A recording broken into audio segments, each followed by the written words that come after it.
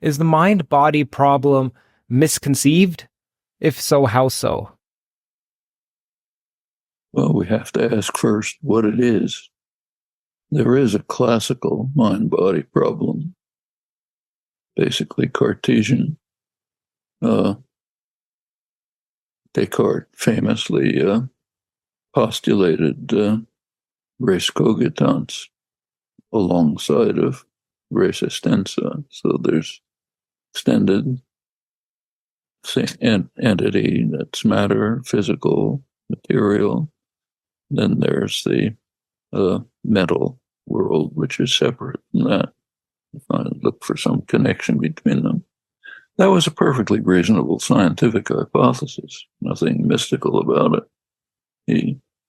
Descartes, like all scientists of the period from Galileo through Newton and beyond, adopted what was called the mechanical philosophy, the idea that the world is a complex artifact, sort of like the artifacts that skilled artisans were producing at the time, quite very extensively all over Europe.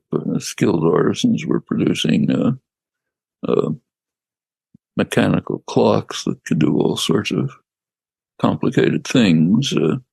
The fountain, the gardens at Versailles, as you walk through them, all kind of things were happening, and playing things that looked like people playing a role in plays and so on.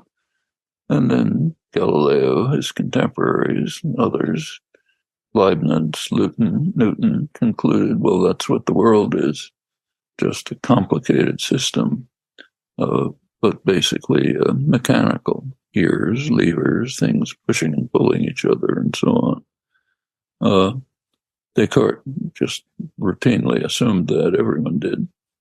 And then Descartes tried to show that, well, his main scientific work was to try to show that, in fact, you could give a mechanical explanation for phenomena of the world, including a good deal of human understanding and behavior of sensation and perception. He thought he could give a mechanical interpretation of that. But he observed that some things don't fall within that. In fact, one of his main examples in the Discourse on Method was language. He said, if you look at what people are doing there, there's no mechanical interpretation for what you and I are now doing.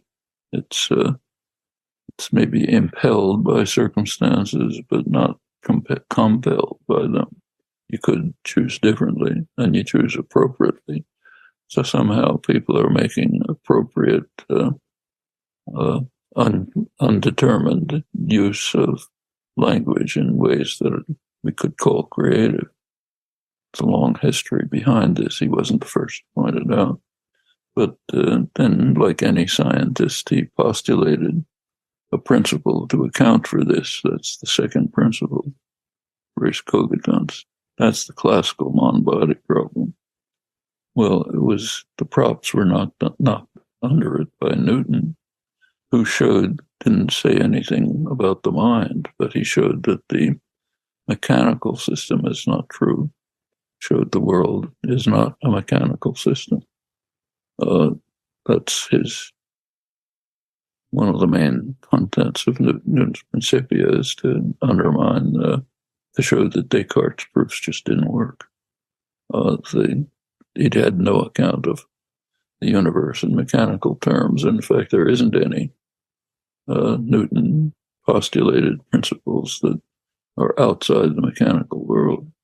Newton himself regarded this as a total absurdity. He didn't believe a word of it. He said nobody of any scientific understanding can believe this, but it seems to be true. And that's why he never wrote a book on science, what would have been called at the time principles of philosophy. He never wrote that. He wrote mathematical principles. That's just an account of what happens, but without any explanation. His famous comment, I make no hypotheses, is because he couldn't he said, I have no physical explanation. I can just say, here's the way it works. There's the mathematical principles. Well, that ended the mind-body problem in the classical sense. Until somebody says what tells us what matter is, nobody can tell that up to the present day. Then there's no mind-body problem in the classical sense. This was understood, incidentally, like John Locke, immediately after the appearance of Principia, pointed out that he put it in a theological framework, standard framework of the day. And he said, just as Newton has shown, God assigned properties to matter that we cannot conceive of. He said, similarly, God may have superadded to matter the principles of thought. In other words, thought is just some form of organized matter where we don't know what matter is, but whatever it turns out to be, the tides, the planets, so on, they follow it by principles we can't understand, but we can work with them. And maybe thought is the same. That was pursued very extensively through the 18th century by leading figures. They reached its peak with Joseph Priestley, chemist, philosopher, at the end of the 18th century, with quite extensive studies of how thought can be a property of organized matter. Then it was pretty much forgotten, rediscovered in the late 20th century without any knowledge of the history, and it's now considered part of philosophy and neuroscience, but comes straight out of the collapse of the mind-body problem. Well, is there another mind-body problem? Well, commonly these days, the mind-body problem is formulated in totally different terms, unrelated to the classical one. It's usually formulated in terms of first person versus third person conceptions of the world. So the first person conception is what I sense. No, the moon. The moon's big on the horizon. That's first person. The third person approach is what the scientist from the outside says about it. If you pursue that, you get different conclusions. Some people call that a mind-body problem. I think that's a very bad term for it. And I think that's just a misformulation of the way we should look at the problem. There's interesting work on this, including a recent book by an Australian philosopher, very good one, Peter Slezak. I think it's called the Cartesian illusion or something like that. The Cartesian amphitheater or something like that.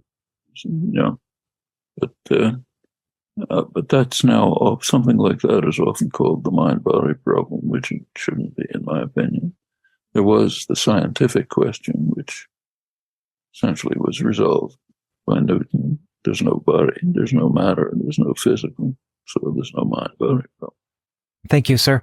If you enjoyed that clip, then the full podcast is out right now. You can click around here. Enjoy. Subscribe to Theories of Everything to get notified of upcoming podcasts, as there are new full-length podcasts every week on the topics of mathematics, physics, consciousness, free will, and AI.